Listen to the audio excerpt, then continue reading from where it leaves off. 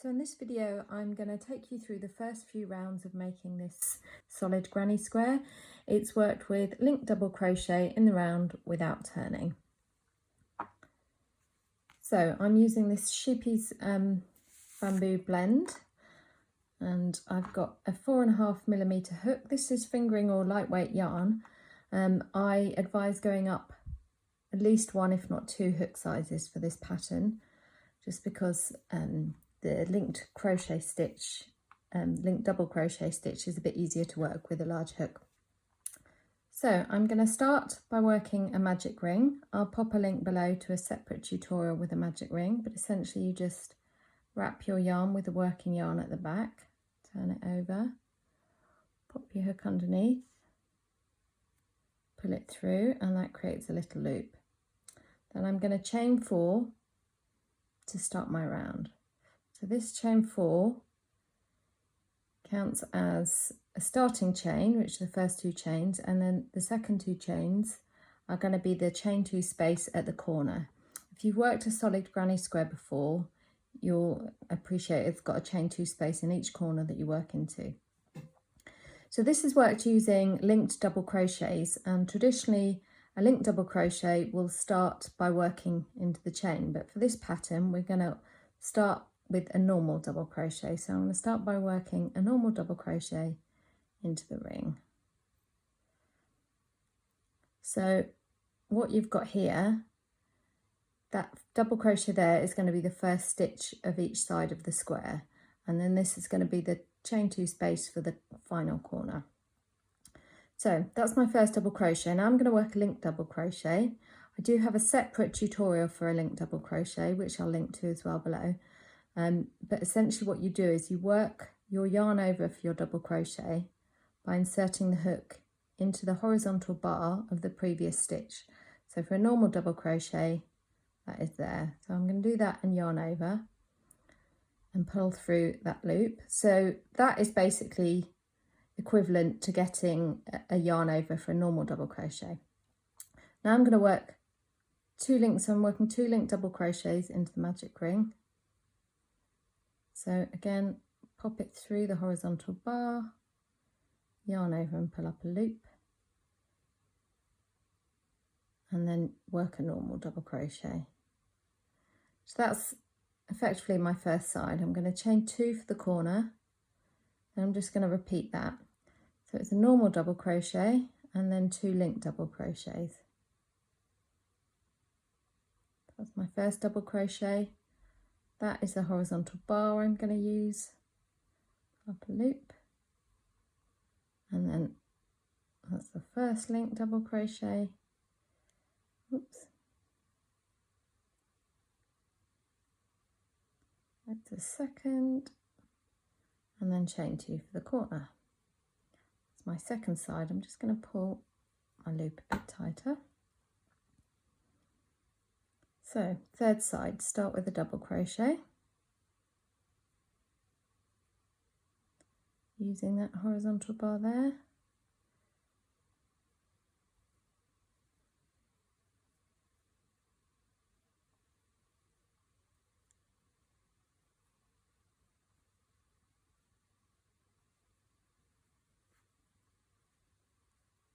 So that is my 3 repeats. Show you that.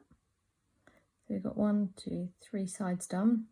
So then I'm going to work the last side of the square. I'm going to start with a normal double crochet and then a linked double crochet,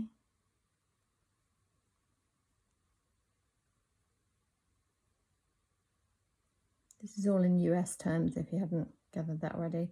So the last stitch, what I'm going to do, I'm going to create another linked double crochet, but I want to kind of hide that starting chain, so those first 2 chains.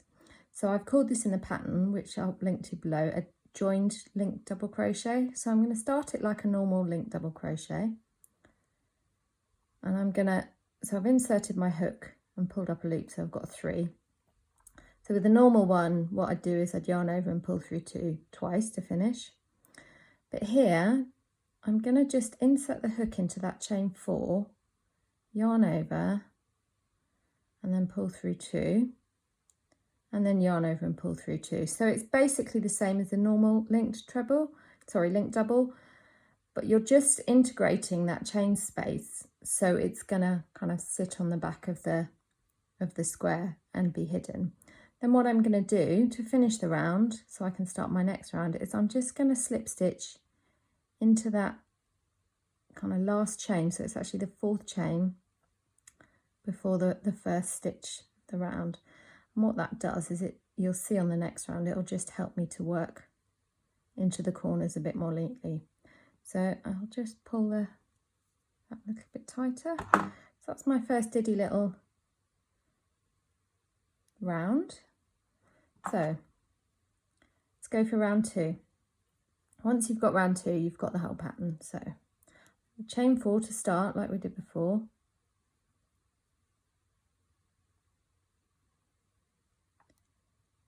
Then I'm going to work I'm going to work a normal double crochet and a linked double crochet for my increase into that chain 2 space. So there's my double crochet to start the first side. And I'm going to work the linked double crochet, and then I'm going to work a linked double crochet in each stitch to the next chain 2 space, which is there. So I've got 3 stitches there, and like with the normal granny square, you have to be quite conscious not to miss the first stitch. So this is the first stitch there, and the top of it is just to the side of it, so it's just here. It can be quite easy when you're working in the chain space to lose it. So you've got, that's 1, that's 2, that's 3, and then there's the chain space. So you'll often have to squidge it a little to get in. If you've worked a solid granny square, then you'll be used to having to make sure. Once you've worked in it, you can see it a lot clearer. So let's just link crochet in each to the next chain 2 space.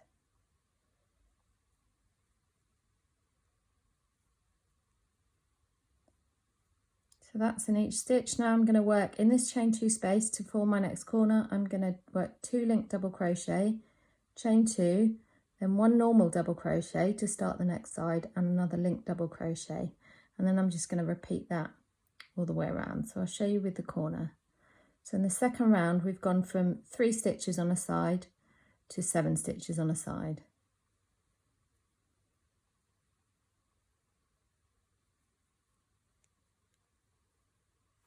That's my 2 linked double crochet.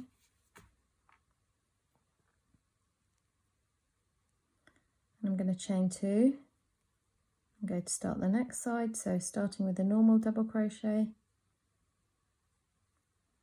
You can see there how I'm about to work over that stitch, so I need to sort of pull that out to keep working in it.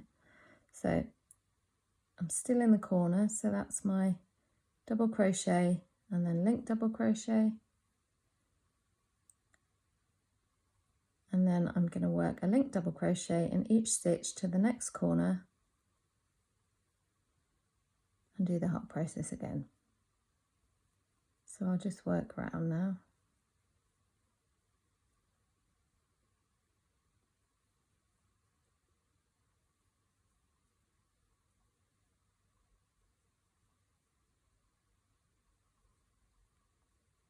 So in my corner, I'm doing my 2 linked double, chain 2, and then double and linked double.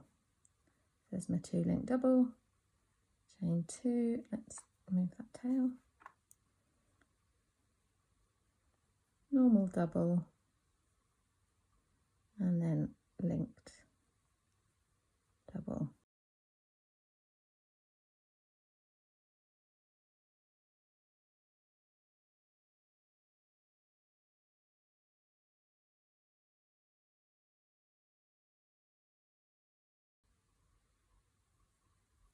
So I'm coming to the end of my round.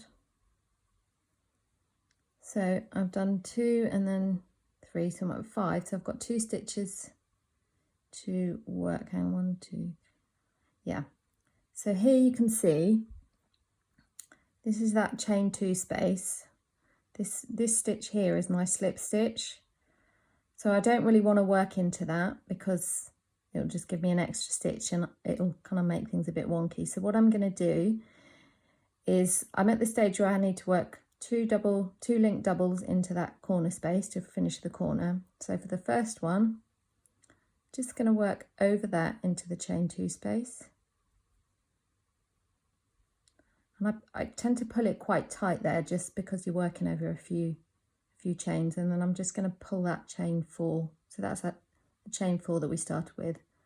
Just going to pull that out. So that's my first of the corner ones. Then again, we're going to do one of those joining linked doubles to finish. So I've got my yarn over.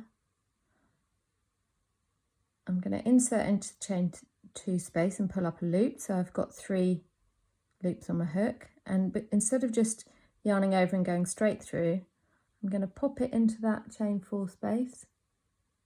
So that's just so you can see it just there. Yarn over, pull through there, and then pull through there. And what that does is you're effectively then working the stitch on top of that chain 2. So it's kind of harder to see it, just so you see. So you can sort of see the chain 2 a little on the back there, but as you work them, so the one from the previous row, you can see it kind of disappears behind. And then to finish the round, a little bit loose just because of where I've dropped it. Again, you can slip stitch straight into there, but for security I like to either slip stitch into either one of those 2 chains will work. I've actually done it into the furthest one, which will be the 4th chain, simply because it keeps the corners a little bit tighter so that they basically match